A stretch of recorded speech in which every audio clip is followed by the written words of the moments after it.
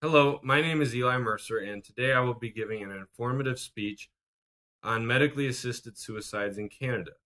A little bit of background information about me. My grandparents were Canadian residents, and their parents were immigrants from France, and they settled in Canada almost 100 years ago.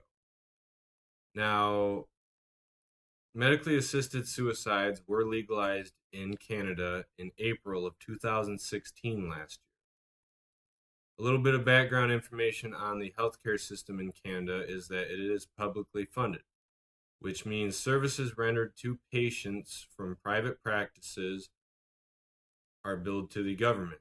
Now, most of these practices are not government funded. And many Canadian residents still maintain a private insurance because not all of the costs associated with healthcare are covered by this. For example, optometry and dentistry are not. And in the case of a broken limb, the pain medication and setting of the bone may be covered by the public health care system. However, the physical therapy and other costs involved may not be. Now, Sharon Kirky in 2017, January 23rd, of Canadian newspapers, estimates that almost $139 million will be saved annually by the implementation of medically assisted suicide.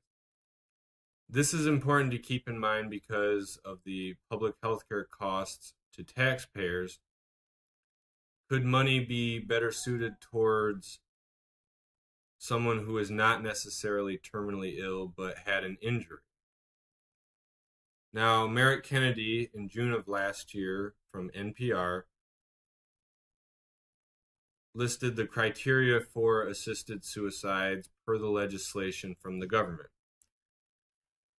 The first part of the criteria includes being eligible for government funded health care or being a permanent resident. Now, the important thing to remember here is that this isn't a system for people to quickly or easily end their lives if they are suicidal. This is a system set in place for people that truly need it. For example, chronic pain sufferers and serious viruses and illnesses that are deteriorating the well-being of their life. The second part of the criteria is being a mentally competent adult, 18 or older. Now, the special cases included here are people that have mental disorders or cognitive diseases. Now, every medically assisted suicide requires two witnesses while the patient signs off their life, essentially. So, in some cases, determined by the family members, assisted suicides may still be used even for somebody who is not able to necessarily determine that on their own. The third criteria is having a serious and incurable disease, illness, or disability. Now, a common one is AIDS because it's considered incurable at this time, and often patients are suffering immensely, in which case they may find it easier to end their life rather than taking the medication for the duration of their life, and especially if they know that they will be passing away soon anyways. And another common occurrence that this will be applied to is cancer patients. In some cases, the cancer cannot be cured, and it's known that cancer causes a lot of pain and suffering in the patients, and almost 80% of those, per Sharon Kirky, will be the ones that are receiving the medically assisted suicide. And the fourth and most important criteria, in my opinion, is being in an advanced state of irreversible decline with enduring and intolerable suffering.